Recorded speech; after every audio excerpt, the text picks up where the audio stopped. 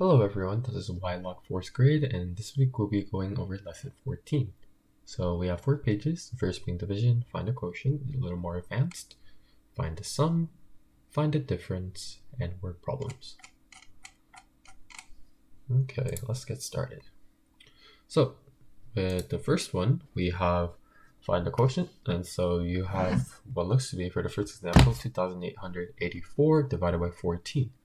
To solve this kind of stuff, you would have to do long division. So you just set it up.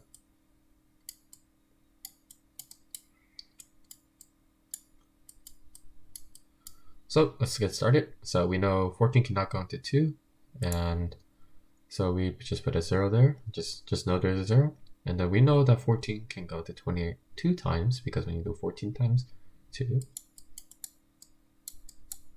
that becomes 28. So you just put a 2 over here, minus 28 is equal to 0. We bring down the 8 over here, and we see that 14 doesn't go in there, so we just add another 0. And we would bring down the 4. And so we got 84, and we have 14. So knowing your multiples, when you go along the multiples of 14, you can see that 14 times 6 would be 84. So knowing that, you can just put that here. You can subtract 84, and you have 0 remainders. So there are 206 groups of 14, which make up 2,884. So your answer would be 206.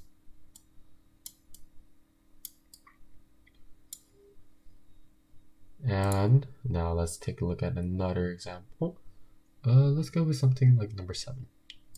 It's a good one. So we got 3100, or 3100 if you prefer that. And we got 25. So 25 doesn't go into 3, but it does go into 31 once. So we can do minus 25, which is just 6. We bring down to 0. Now we know 25, the multiples are 25, 50, 75, so we know that 50 works. So we can only put 2 for now. And it leaves 10, but you also bring down 0, so it's 100. And lucky for us, 25 times 4, which is, so as you go 25, 50, 75, and then you eventually come to 100, then you just put a 4 over here and just subtract 100. That's a 7. So your final answer for 7 would be 124. Okay, so find the sum. With these ones, you just have to work it out bit by bit, so you don't have to do everything all at once. You can just add the smaller ones and then do the bigger one, or do the bigger one and then add a smaller one. It doesn't matter which order. So you would just start with number 1. So the easiest way I find, sometimes if it's a lot of complicated numbers or just something that I can't wrap my hand around, I just set it up like this. We'll start with these 2. So 160 plus 25, that's 185.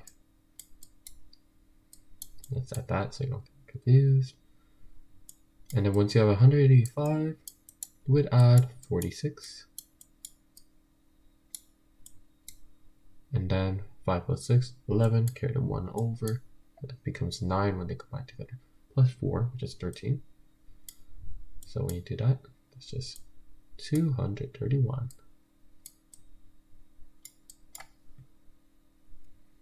Okay, and let's go to another example. Let's go with something like number 11. Yeah, that's a good one.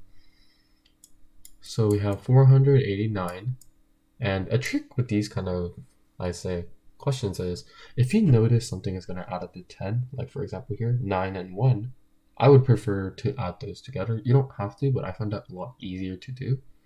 And looking along let's see.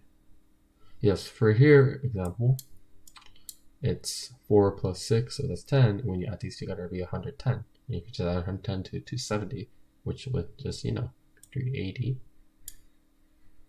And yeah, it's really simple like that. So if you notice something like that, it's a lot easier to do. So let's go quickly back to this. And when you put it over, put the 1 over, you got these. and then you get 540. Once. Oh, I apologize, not 540, 520. And then from there, you would just add 65. And then you get 585. Yes. Oh, right. So, with find the difference, these look a lot more complicated, but really they are not. So let's just get right into it. So pretty much just set it up. And just remember how you can borrow kind of almost and like separate it into groups of 10. So this is a good example. And then you do, technically this is 11 minus 9, which is 2. And then you borrow from here. So when you do that, that just becomes a 10. 2. And then, oh, my apologies.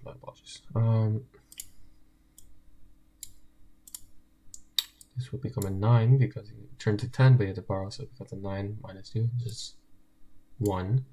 And then that becomes 4 because this turns into 6. So this should be 412. Yes. Now let's move on to something like word problems. So let's go with something as simple as, all right, so Kate arranged 8 chairs in a row in a hall. There were 45 chairs in each column. How many chairs must Kate arrange for 2 such halls? So we know that in a column so we know that 8 chairs in a row. So it's like 1, 2, 3, 4, 5, 6, 7, 8.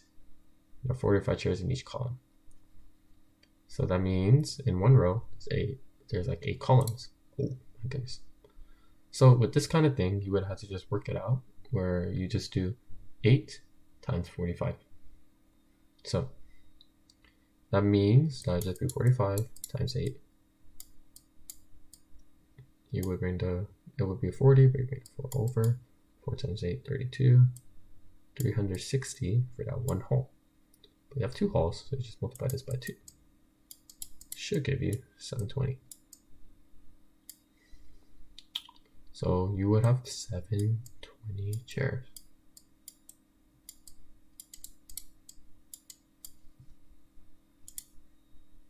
Yes, and let's see. Let's go to number 4 for then.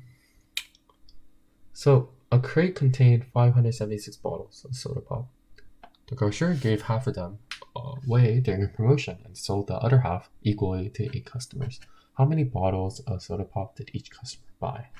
So during the promo, they gave away half, so automatically you just start with dividing this by 2.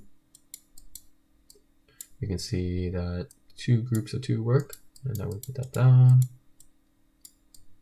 And then we do 8 groups because that becomes 16. It doesn't overextend it, and then you repeat, and then lucky for you, it happens to be the exact same. Now, so once you have that, you have 288.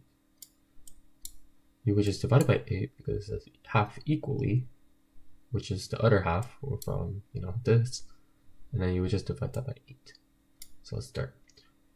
3 groups with 8 work because that's 24, so you subtract 24. And then you have 48 left, so you have to do 8 times 6. And so that's pretty much our answer. Let me just add a little proof. So we had 36. So you would say, the crate would have 36 bottles. And yep, that would be all for this week, and I hope you have a great day. Goodbye.